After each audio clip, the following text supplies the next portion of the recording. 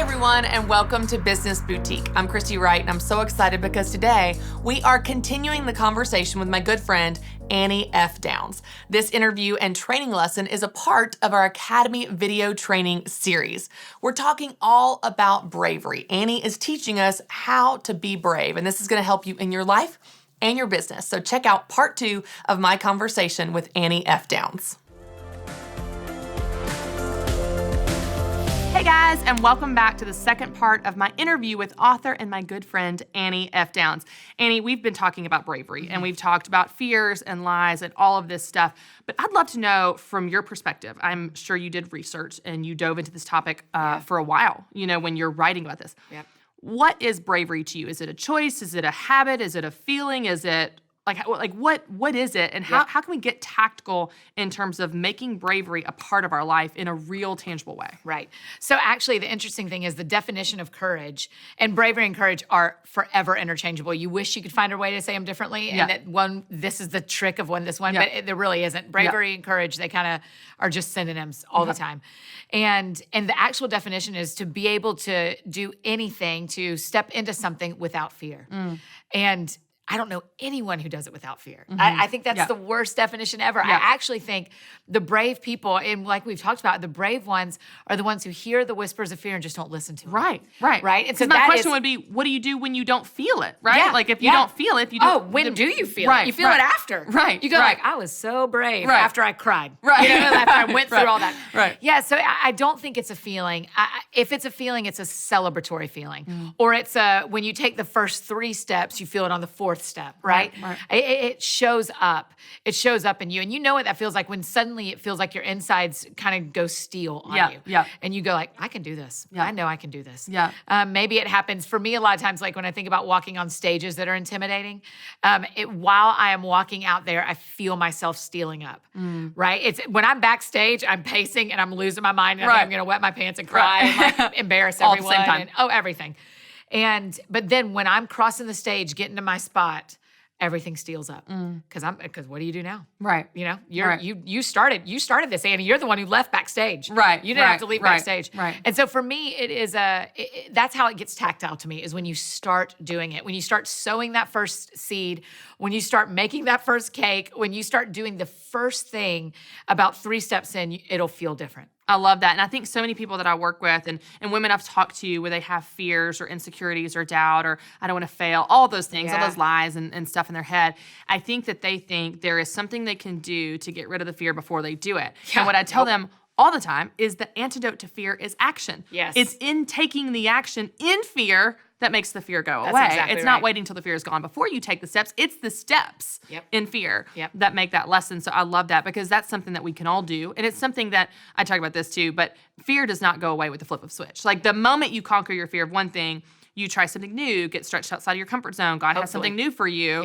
then there's new fears. Joyce Meyer says new levels, new devils. Yeah, that's right. And so it's like there's always going to be something, so we need to know how we can combat it because it's going to keep coming up again and again. Yes. Now, we talked in the last episode, in the last session, a little bit about the Bible and what you were saying where you go to the Word to know the voice of God. But let's talk about what the Bible says about bravery and courage, because I'm sure that you studied this as you were getting ready to write this 100 Days to Brave. What does the Bible say about courage and bravery specifically that we can learn from and apply? Yeah. I'll tell you, there's 2 things that stick out to me. One is that I heard a Bible teacher say this a couple of years ago, and it has changed how I've read every Bible story, that no one in the Bible knew how their story was going to end. Oh, I love that. That's so true. Yeah, you never think about that. You think about Noah and the ark, and you think, well, we know it rained for 40 days, but it wasn't like on day 39 they knew they only had one more. Right. Like or that the rain was ever going to come to begin with. He's building this giant ark. Right. It's like, is it going to rain or am I going to look real stupid? Am I going to look real dumb? Right. We could do that. We could take up 18 episodes. We could do that with every Bible story and go, oh, wait, no one knew how their story was going to end. Esther didn't know that the king wasn't going to execute her. Right. Ruth didn't know that laying at Boaz's feet was going to work. Right. I mean, over and over and over again, they did not know how it was going to end. And so it changes your perception of their courage. Yes. Because you go, oh, they did all of that. I know the end of their story. Right. They did all of that without knowing. Right. Maybe it's okay that I don't know the end of this story I love in my that. life. Why do we even expect to? If that's the model that we're reading in Scripture of how God uses people, why do we expect that we're the exception and God's going to show us the foolproof plan before we step into it? It's like that's kind of the whole point. I love Hebrews 11 where it's account after account after account of by faith. By faith, Noah built the ark. By faith, by faith, by faith. All these people, 40 verses of what people did in faith, and they were all commended for their faith. But you can't have faith if you know how it's going to turn out. How it ends. The whole point is you don't know, and you walk in faith and have courage. That's I love right. that. And the other thing that you and I have talked about before is that bravery and courage, I think, are a thing that only exist on this side of eternity. I love that. I think when we get to heaven, fear's gone. Right. I know that. I know there's no fear. Right. Where there's perfect love, there's no fear. And if you are a believer in Christ, you will spend eternity with God, with love. There will be no fear. And so I think courage and bravery are something that it only exists for us to experience now. Right. And so I want to do that. Right. It's an opportunity then, not a burden. It's like an opportunity we have as humans. I remember the first time you said this on the podcast, and I even paused. I was like, that's just, wait, that is amazing. I was like, it's just an amazing concept that I've never thought about, and I'm sure many people haven't, that courage and bravery are something we can experience and something we can take advantage of here that we don't get to there. And that's a different perspective. It'll look totally different if it doesn't. Because you know what people love all the time talking about how there's no suffering in heaven. Right? We're gonna say there's no pain. Right. He'll wipe away every tear. We talk about all these things that only exist on earth. We don't ever talk about the things that only exist here that are maybe encouraging, like courage. Right. You know, where you go like, oh, this is something he's invited me to right now. This is the only time we have a relationship with an invisible God.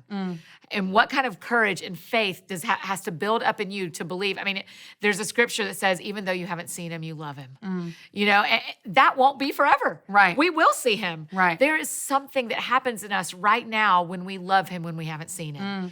And that doesn't last forever. I love that. I love that perspective because it challenges you to look at bravery different. It's like, and not even necessarily that it's optional. It is optional, but if it's optional, it's something I want to take advantage of more if I know the urgency of it and the fact that it's something you get to experience here.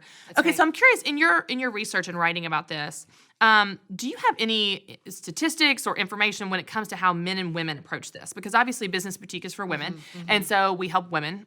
Business principles apply regardless. Right. But I think women have, we're wired differently as men and women. And we have unique fears and challenges and opportunities that we bring to business. But I've noticed that women, as a generalization, experience fear a little differently. Do you know anything about when it comes to how we approach bravery or courage, men and women? Like, how does that look? What I will mention is Emerson Eggerichs, Dr. Eggerichs' book about love and respect.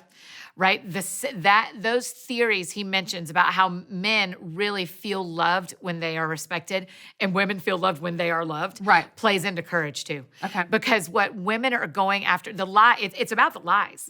The lies women are more inclined to hear, that doesn't mean men don't hear them. The lies women are more inclined to hear are lies that you will not be loved, you will not be accepted, you will not be chosen. And even if it's a bakery, your bakery won't be chosen. Whereas men in general, again, super generalizations. Mars and Venus stuff, right? Super generalizations. But in general, men are more, am I willing to be brave if it's going to cost me respect? Am I willing to look foolish for this?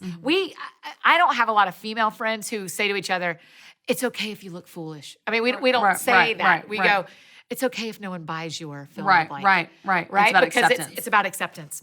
And so that's what I see more and what I read more was this idea of like, how do we teach women that you are accepted? And how do we teach men you are not a fool? You are brave. That's good.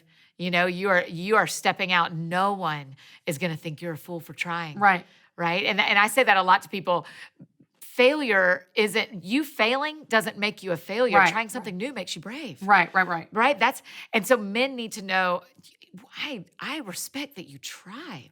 And women need to know, I love you because you tried. Right. Well, this makes sense, though, because we know that women traditionally are very relational. Yes. So if we thrive on relationships and we find our identity in relationships and we value ourselves by our relationships as a mother, sister, friend, that type of thing, then the lie would then cut at those relationships. Yes. The lie would cut at, you won't be accepted, people won't like you, what will people think, that type of thing. Yes. It's funny, though, because I feel like for men, even raising 2 boys, I mean, you can tell. They're a year and 3 years old, and they're just reckless. And research shows this, that like boys are more risk takers and girls are more risk averse. They don't want to make the same mistake twice. Boys are like, you know, they always attribute their mistakes to like an outside factor. Must have been the bike had a flat. Wasn't me. Wasn't me running straight into a tree. Yeah, that's right. Couldn't have been me. So when you start to see kind of how we're wired as men and women, and even starting as early as our creation in little boys and little girls, but women are so relational, little girls are so relational that would be the lie there. And for men, that they would just experience that differently, you know, that they would experience what that bravery looks like. And isn't it a gift that we get both to see? We get to watch. I am, you know this about me, I'm such a fan of men. I think they're so fun to be around. I love how different they are. It also makes me crazy when I'm dating or when I'm in friendship and I'm like, we do not even speak the same language. Right. I know you're using the same letters of the alphabet, but I promise we're not saying the same thing. Matt and I every day, basically. I mean, I see that in so many of my friends' marriages and going like, man, but what a gift that God said, look at all of me. That's right. Look I love at, that. and your girlfriends see me, see my kindness, see my tenderheartedness, see my nurturing. And the dudes see my strength. And see, though we're strong women. Right, But see my strength and see my consistency. And see my my show upness. Right, yeah. Right? I just love, and I pull those directly from people that I'm thinking of. So some are women and some are men trading spots. But I feel like it's such a gift that we get to see courage and bravery in both genders. Yeah, I totally agree. And it's so interesting, too, because we have men that come to Business Boutique that come to events and read the book and so on. They really do. They're like, oh, this so hits home. I was like, great. I love it. It's not so much that this is only for women, but I think if we start to understand how we experience bravery, then we can speak to that. If we understand how we experience fear, then we can speak to that, because the fears a woman is having and the lies the enemy's using to torment her are likely different than the lies he's using to torment a man. And because those weaknesses are different and that type of thing. And so you can begin to pull the truth out. And again, what a gift that because we're women, we speak woman. So we can speak into that. But because God uniquely made us women, we can speak healing into men too. Yes. And I feel so grateful when I get to do that.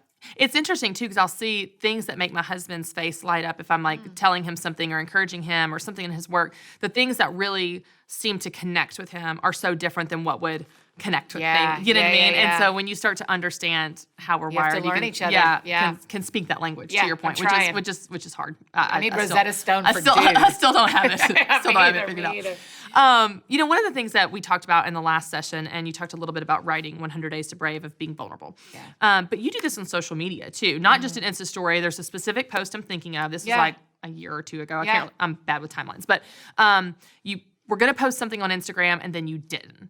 And you wrote like a blog about it or something. And you were like, I was going to, then I was changing the filters, and something, I got a check in me. And that whole post was so vulnerable, and it was so good, and it was so raw. It made everyone go, oh, me too. That's in me too. And I didn't even know that was in me. What has that experience been like of showing that side of you?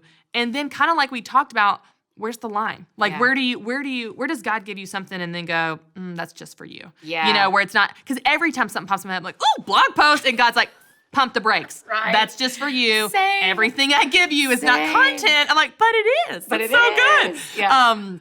So anyway, so for you, what's that experience been like of being vulnerable and going places? And then where's the boundary? And how do you discern, you know, through that? It's messy. It's not always easy. I mean, that one you're particularly referring to, I posted something and then took it down and felt like I should explain why I took that down. Okay, gotcha. Because here's a rule I have for myself about social media. And actually, it's the same rule for social media and single men. Oh, good. If I am hungry, they are not supposed to feed me. If I'm going there to be with them or to give something to them, I can go. Okay. So I can't, if I'm feeling lonely, I don't need to text a dude. Okay. I need to sit in it. I need to call you. I need to talk to other people and feel that loneliness. Okay. The same is true on the internet. It is okay for me to be vulnerable, not if I need that vulnerability, not if I'm asking my Instagram followers to tell me who I am. That's a very deep concept, Annie. I mean, that's a like, even especially just in relation to social media alone, if you want to look from that angle, like so many people don't get that need and they go there looking for that, and they leave feeling empty. And it's feel this empty. cycle. And it's like people It think does not like, fill. oh, if I had 30,000 Instagram followers, I would feel full. And there's not a number. No, there's not a number. 3 million. Kim Doesn't Kardashian matter. feels the same Doesn't thing matter. you There's feel. not a number that you go, Yep. okay, I now Yep. feel accepted, full, loved, satisfied, fill in the blank, whatever you're looking for. It sounds so cliche, but it's so true. I mean, that there's not a number you hit. There's not an amount of likes that you get whatever you're hungry for. That's right. So if you are hungry and you're asking social media to fill you, you are going to stay hungry and be disappointed. If you are going to social media because you want to be with the people, Right. or because you want to give them something, go. Right. Go. Tell the truth. Go and give them something. Right. Give them your vulnerable self. Give them your true self. Give them your funny self. Give them your kind self. Give them your angry self. Right. Sure. If you're going to be with them or give to them, go. If you are asking for something back, that's not where you go. It's so interesting because that's kind of like business in general. Right. Like it's like, don't approach your business of what you can get from people. Approach your business from what you can give to people. Yes. And you will be amazed at how successful your business is because everything you do is how can I give support, be with you, solve your problems, meet your needs. If you go, how can I get things from you, get likes, and that's true on stage. Someone said that to me one time. Who was it? I can't remember, but they talked about speakers that walk on stage thinking, maybe it was Michael Jr., thinking of what they can get, lose. Because they're like, how can I get laughs? How can I get applause? How can I get reviews? They're already, it's everything about what they can get. But if you walk on stage thinking, what can I give to this audience? How can I love them, encourage them? They win. They knock it out of the park. That's right. But that's true just anything in life. Certainly with your business, it's not how can I get likes and money and email, sign-ups on my email list. What can I give? How can I help people? And man, you will get those things when you focus. And then the middle one that I love too is what would it look like for me just to be with them? Right, yeah. I love that. What is it, how, in my books, on the podcast, on stages, I don't even have to be a nice enough person to give them anything. Yeah. I'm just here to be with you. Right. And I have the microphone, so I talk. And that is a gift, But I'm here to be with you. Right. And that is what people feel. What is always true, Christy, and we can sniff it out on Instagram, we can sniff it out in books, and we can sniff it out on stages, is if someone is asking me to tell them who they are, I smell it. If someone is coming because they need me to be something, then I get nervous in the audience. Right. I go, oh gosh, you're needing me to laugh. Right. When a speaker does something like where they go, oh, I missed a part. Oh, are you guys still having a great time? I'm like, don't ask me if I'm having a great time. I'm not in charge here. You are. Yeah, right. Don't do that. Right? Like you're asking me to fill something for you. Right. I'm just a part of the audience. Right. I want you to be with me or give me something. Right.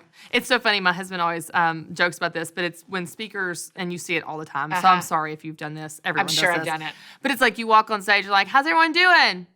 I said, how's everybody? And you're waving the mic, and the audience is like, oh, yay. Yeah. They're feeling like frantic because from the get-go, they haven't been excited enough for you or something enough for you. And it creates this dynamic where the audience actually feels more awkward, where if you come up there with confidence, like, I'm just going to be with you, I'm just going to give to you, we're going to, you run the Pastors show. who have multiple services do it all the time. They'll get up at the 11 and Bless they'll say, them.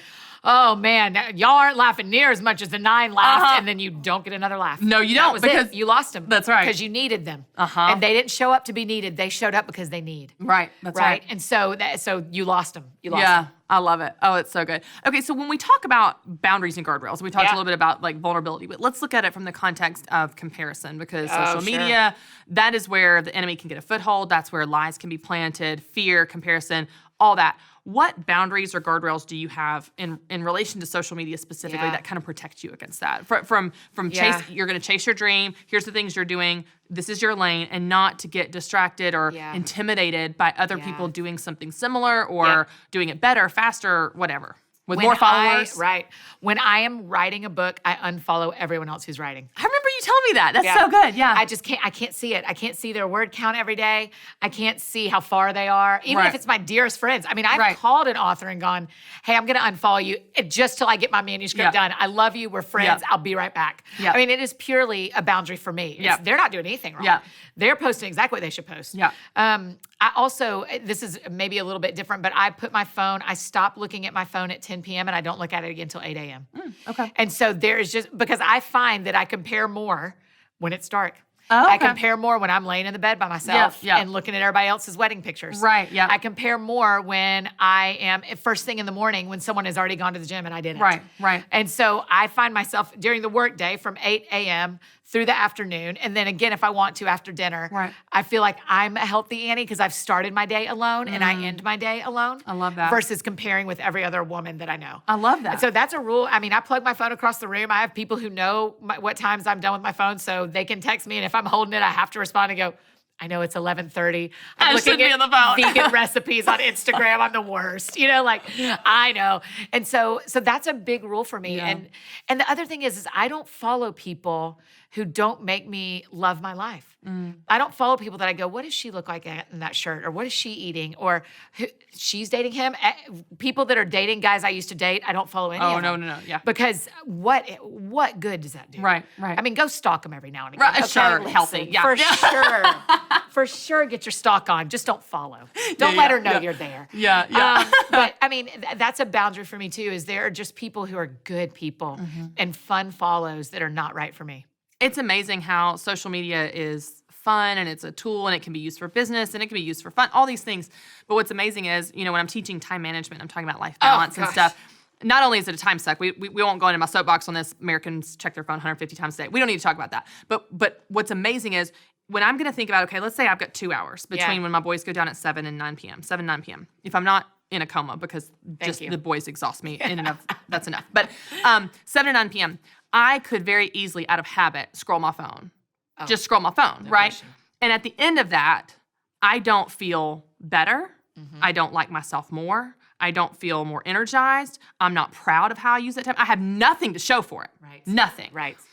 If I just simply become intentional and say, okay, from 5 to 7, or to your point, I'm going to put it across the room, whatever that thing is, then what would I do differently if my phone was an option? Well, I would go for a walk. I would clean out my closet, which needs it really bad, which I would be proud. There's so many things I could do during that time. Have a good quality conversation with my husband. Yeah. There's so many things I could do at that time that at the end, I would be happier, be more energized, be proud of how I used that time, simply because I was intentional about it. There was a recent study that came out that shows a direct scientific psychological correlation between screen time and unhappiness. Oh, I believe it. And the opposite is also true. Reducing screen time, increased levels of happiness. Yes. And we know this, but we don't make any changes. So I love how you have actual habits and changes that you make that help you love your love your life. Love not your theirs. life, not theirs. Not theirs. And I do. The other thing I do is I delete Instagram and Twitter on my day off, on my Sabbath. I love that. So it's just because otherwise I would If scroll it's there, for 8 hours. If it's there. And you don't even mean to. Like, it's not like, isn't that the you worst said it when part? Twitter's the most important thing in my life. Like, no one thinks that. It's out of habit. It's just 45 unconscious. minutes, it's gone. It's just unconscious. It's so disturbing, isn't it? Yeah. How quickly we can throw away time just scrolling. And then you finish scrolling and then you open it back up. You're like, I literally was just here on Instagram. Yeah. I didn't even, no one's had time to post a picture since I was last year. Why am I back? But it's amazing because we're not just talking about social media in terms of like, we're talking about Twitter or Instagram. We're talking about your happiness. We're talking about loving your life and not comparing yourself to other people and feeling confident in what God has for you in your lane and your dream and your business and your book and your speaking. And you can't do that if all you're putting in your brain from morning until night is how much better everyone else is. Yes. And do you know what? So here's the other option. Take it off your phone and drive around to all your friends' houses and look in their living room window for 10 minutes. You would never do that. Right. Because you don't have the time. Right. But that is what you're doing every day on Instagram. Right. That's what I'm doing every day on Instagram is looking into people's homes and seeing what they have that I don't have. So, well, and if you did, you would get the real story because their kids are crazy. They are swinging from the chandeliers. There are laundry piles everywhere. That's not what they're posting. Yes. Okay, as we wrap up, I've got a fun question. Because we talked about so much good, deep, really important stuff. But you and I have a mutual friend, Eve Sarrett. Oh. Eve is the best. I owe her a text message. I love her. I always owe her a text. I know. I'm like, she's I'm so glad. faithful. She's such a good friend. She was my summer staff coordinator in Young Life. Oh, so cool. when I was at Wendy Gap on summer staff, she was my leader for that month. But you and I are mutual friends with her. And she always asks a great question. Because, if you're a Young Life leader, you got to have great questions for the awkward lunchroom tables for the kids. And here's her question. So I'm going to end with this. And I've never asked you this. Her question is, if you really knew me, you would know. Fill in the blank. Yeah. So if you really knew Annie Downs, you would know what? What are some fun things? Yeah, if you really knew Annie Downs, you would know that I always want to be watching sports. I love sports. Soccer specifically. Soccer specifically, I love it. And what else? If you really knew Annie Downs, you would know that I love the French horn. I think it's beautiful. I do not really know you. Yeah, I played it in middle school. Idea. Yeah, I played it in middle school, and the only reason I quit is because someone told me it wasn't cool to be in a band in high school, and I regret it so much. Comparison. Right? Someone in 8th grade told me not to be in the band in high school, and I didn't know. I'd never been to high school, and I didn't have any older siblings, so I just obeyed. And I regret it so much, but I have season tickets at our local theater here at TPAC, and I go on the same night as 2 of my friends, and they both have fancy seats, and I sit on the second row of the balcony because I want to watch the French horn player. And so I watched, when I got LASIK surgery, I cried during Sound of Music because I could see his face and I could see his fingers, and I'd never been able to see his fingers. This is the sweetest, weirdest thing in the world. I love the French horn. Now I think it's so beautiful. I can't let this go. Now I have to know. Wait, what? You have to pick it back up.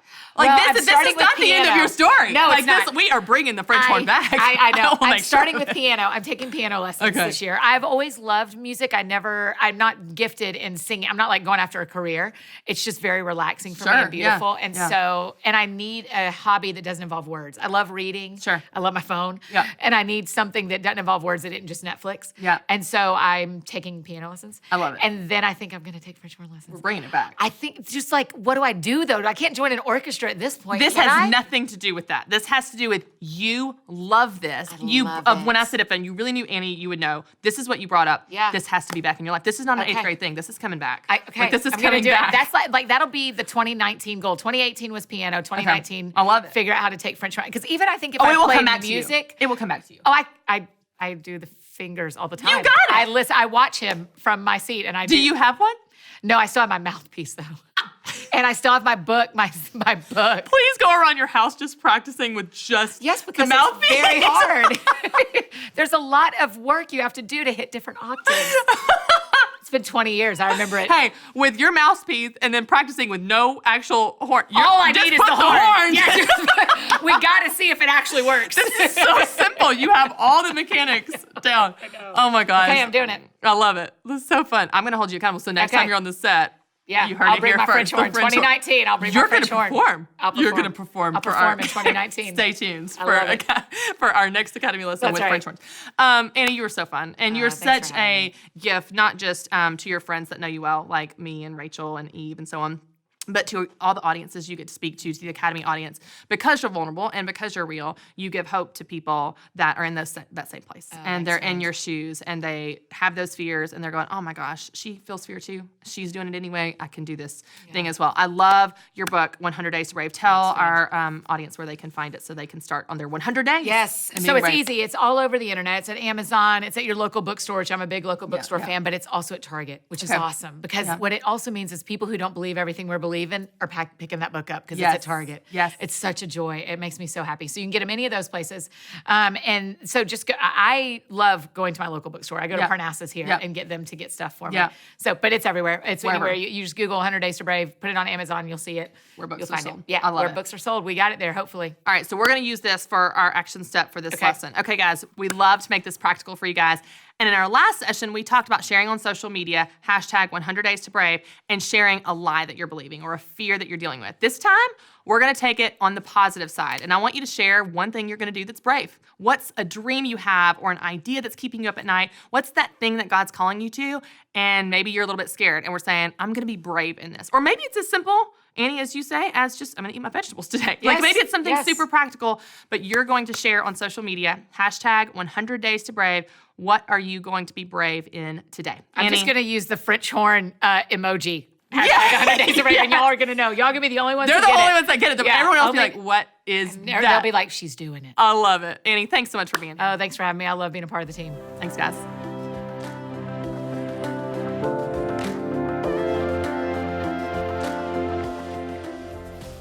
Thanks so much for watching, and don't forget to subscribe to my YouTube channel. And if you want to find out more information about joining my online training and coaching group, the Business Boutique Academy, well, you can join our waitlist to find out when we open next by clicking the link below.